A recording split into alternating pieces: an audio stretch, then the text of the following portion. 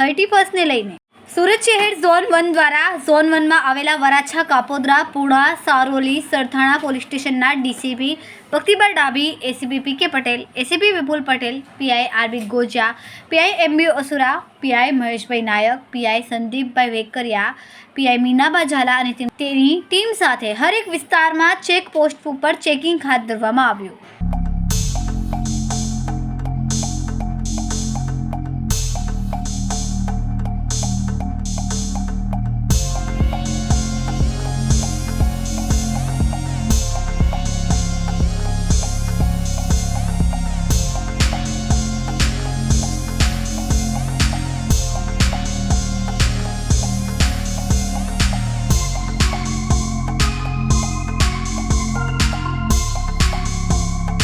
સુરત શહેર police commissioner Shri Anupamsinh Gehlot સરના માર્ગદર્શન હેઠળ આગામી વર્ષ 2025ની ઉજવણીના ભાગરૂપે 31ના દિવસે કાયદો અને વ્યવસ્થાની જાળવણીના ભાગરૂપે સુરત શહેરના સારોલી પોલીસ સ્ટેશનની સીમાડા ચેકપોસ્ટ ખાતે વાહન ચેકિંગની કામગીરી હાથ ધરવામાં આવેલ છે, જે કાયદો અને વ્યવસ્થાના ભાગરૂપે કરવામાં આવેલ છે।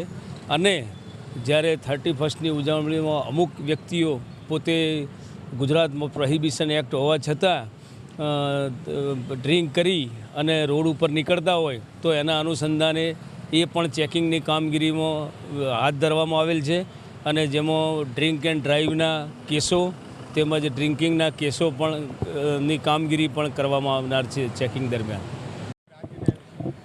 આજરોજ 31 ડિસેમ્બર અન્વયે લોકો 31 ડિસેમ્બરની ઉજવણી કરતા હોય, મહેરબાન પોલીસ કમિશનર શ્રી અનુપમસિંહ ગેહલોત સાહેબનાઓએ આપેલ સૂચના મુજબ તથા ડીસીપી ઝોન 1 સાહેબનાઓના માર્ગદર્શન હેઠળ સરથાણા પોલીસ સ્ટેશન હદના લસકાણા ખાતે ચેકપોસ્ટ ઉપર અસરકારક વાહન ચેકિંગ કરવામાં આવી રહેલ છે। અને વાહન ચેકિંગની સાથોસાથ જે વાહન ચેકિંગ દરમિયાન કોઈ ઈસમ નશાકારક પીણું પીને કે અન્ય કોઈ કેફી પદાર્થો લઈને વાહન ચલાવતા નથી, તે લોકોને નુકસાન ન પહોંચાડે તે હેતુસરથી આ પ્રકારની કાર્યવાહી કરવામાં આવી રહેલ છે। 31મી ડિસેમ્બર નિમિત્તે મહેરબાન સીપી સાહેબની સૂચના મુજબ પૂણા પોલીસ સ્ટેશન વિસ્તારમાં ચુસ્ત બંદોબસ્ત ગોઠવવામાં આવેલો છે, જે અંતર્ગત 5 જગ્યાએ પોલીસ સ્ટેશન વિસ્તારમાં 5 જગ્યાએ વાહન ચેકિંગ કરવામાં આવી રહ્યું છે। તેમજ પીસીઆરનું પેટ્રોલિંગ, બાઇક પેટ્રોલિંગ અને અવાવરું જગ્યાઓ પર પેટ્રોલિંગ રાખવામાં આવેલું છે। ગાર્ડન કે પછી બીજી કોઈ જાહેર જગ્યાઓ ઉપર પણ પોલીસનો ચુસ્ત બંદોબસ્ત રાખવામાં આવેલો છે। અત્યારે અહીંયા પર્વત પાટિયા વાહન ચેકિંગ ચાલુ છે અને જો કોઈ ડ્રિંક એન્ડ ડ્રાઈવ કરતા હશે તો તેના વિરુદ્ધ સખત કાર્યવાહી કરવામાં આવી રહી છે।